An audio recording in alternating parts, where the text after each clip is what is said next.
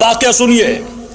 فرمایا جب یہ روایت یا حدیث مدینے سے باہر کسی مسیحی کو سننے میں آئی، کسی یہودی کو سننے میں آئی، کسی جناب داؤد کے ماننے والے کو سننے میں آئی کہ ایک نبی آیا ہے، ایک ایسا پروفٹ آیا ہے جس نے یہ کہہ دیا کہ میری امت کے علماء انبیاء بنی اسرائیل سے افضل ہیں، ان کے دل میں اعتراض پیدا ہوا کہ اگر کہتا میں افضل ہوں پھر بھی ہم ماننے کے لیے تیار تھے، لیکن اس نے اپنی امت کے علماء کا درجہ بھی اتنا بلند کر دیا کہ وہ ہمارے انبیاء سے افضل ہیں. یہ فوراً اعتراض کے لیے مدینے پہنچے. کہ جیسے مدینے پہنچے کہ کہاں ہے تمہارا نبی؟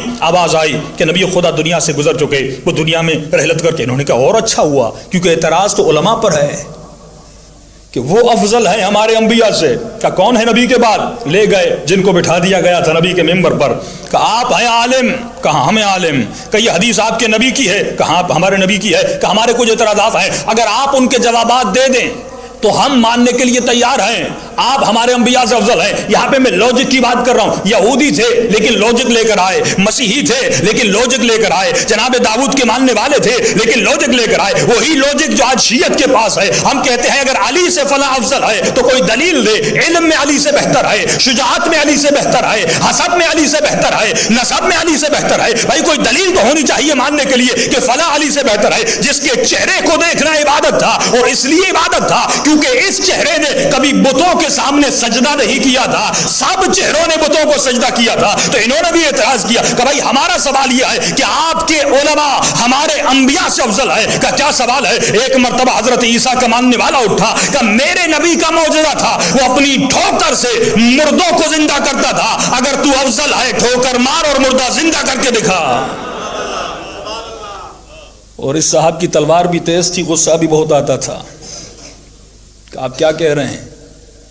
آپ ہمیں نہیں جھٹلا رہے، آپ ہمارے نبی کو جھٹلا رہے ہیں.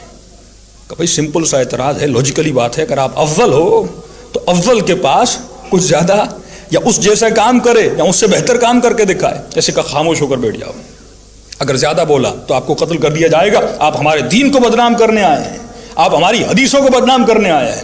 دوسرے سے کہا تمہارے پاس کوئی کام کا سوال ہے تو کرو. کہ میں ہوں داؤد کا ماننے والا، میرے نبی کا معجزہ تھا، وہ لوہے کو نرم کرتے تھے. تلوار بھی آپ کے ہاتھ میں ہے، چلانے کا شوق بھی بڑا ہے. اگر میرے نبی سے افضل ہیں تو اس کو نرم کر کے دکھائیے. اسے بھی کہا خاموش ہو کر بیٹھ جا. تیسرا اٹھا حضرت موسیٰ اور موسیٰ کا ماننے والا. کہ تمہارا سوال کیا ہے؟ کہ میرے نبی کا معجزہ تھا، وہ لکڑی کو اژدہا میں بدل دیتے تھے.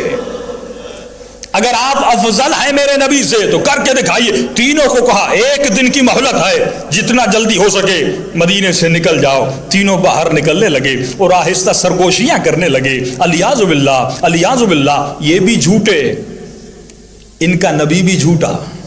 کہ جیسے یہ آواز سلمان کے کانوں تک پہنچی کہ خبردار میرے نبی کو جھوٹا نہ کہنا، مسئلہ تمہارا ہے، تم جاہل کے در پہ گئے تھے، آؤ تجھے عالم کے در پہ لے جاؤں.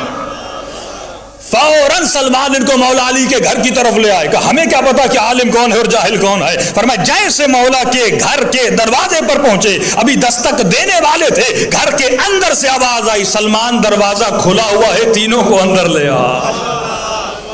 پریشان ہوئے سلمان، اندر والے کو باہر والے کا کیسے پتا چلا؟ کبھی ابھی تم نے علی کے کمالات کو دیکھا کہاں ہے؟ جیسے گھر کے اندر گئے، مولا نے ان کو دیکھا نہیں. ان کی طرف پیٹھ تھی، مولا کے ہاتھ میں بیلچا تھا، گھر میں درخت تھا، اس درخت میں مولا کچھ کام و کاشتکاری کر رہے تھے. امام نے وہیں سے کہا تمہاری جرت کیسے ہوئی؟ تم نے میرے نبی کو جھوٹا کہا. اب پوچھو جو کچھ مجھ سے پوچھنا ہے. ایک مرتبہ حضرت داؤد کا ماننے والا اٹھا اور اس نے کہا کہ یا علی میرے نبی کا معجزہ یہ تھا کہ وہ لوہے کو نرم کر دیتے تھے. امام نے اس کی طرف دیکھا، بیلچہ میرے مولا کے ہاتھ میں ہے. مولا نے فوراً بیلچے سے لکڑی کو جدا کیا اور اسے اشارہ کیا ذرا علی کے قریب آ جا. یہ جیسے مولا کے قریب آیا، امام نے بیلچہ اس کے ہاتھوں میں تھمایا اور فرمایا بیلچے کو کھینچتا جا، جتنا چاہے گا کھینچتا جائے گا. یہ پریشان ہو گیا، جیسے لوہے کے بیلچے کو کھینچتا گیا، کھینچنے کے بعد امام نے کہا اسے چھوڑ دے. جیسے اس نے چھوڑا پھر وہ بیلچے کی صورت میں بدل گیا. امام نے فرمایا تمہارے نبی نے صرف لوہے کو نرم کیا تھا، علی نے نرم بھی کیا، پھر حقیقی صورت میں بھی بدلا. फौरन कहने लगा या अली मैं मान गया। दूसरा उठा कि तुम्हारा एतराज क्या है? कि या अली मेरे नबी का मौजज़ा ये था, हजरत मूसा का मौजज़ा ये था, वो लकड़ी से इज्तिहा को बदल देते थे। इमाम के हाथ में बेलचे की लकड़ी थी, फौरन इसके सामने फेंक दी, जैसे फेंकी वो इज्तिहा में बदल गई, और जैसे इसने इज्तिहा में बदलता हुआ देखा इसके वजूद में कपकपाहट तारी हो गई और ये डर गया। जैसे डरा तो अली के चेहरे पे मुस्कुराहट आ गई। इमाम ने फरमाया तू भी डर गया है, तुम्हारा नबी भी देखकर डर गया था।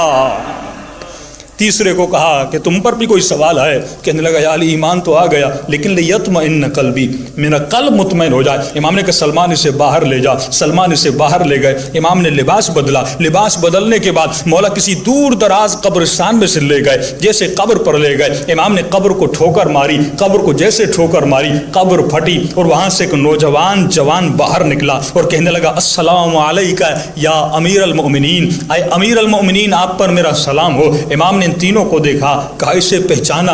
कहने लगे हम नहीं पहचानते। इमाम ने कहा नबी भी तुम्हारा है, पहचानते भी तुम नहीं हो। कहा अली कौन है? फरमाया जनाब यूशा बिन नून है। बस इतना कहना था। तीनों ने अली के हाथों पे बेअत की, रसूल का कलमा भी पढ़ा, अली का कलमा भी पढ़ा। तो जहाँ पर लौचक आती है वहाँ पे अली की विलायत आ जाती है। सलवात पढ़े मोहम्मद व आले मोहम्मद। अगर आप हमारे लेटेस्ट वीडियोस के बारे में जानना चाहते हैं तो हमारे चैनल को सब्सक्राइब करें और बेल आइकन को प्रेस करें।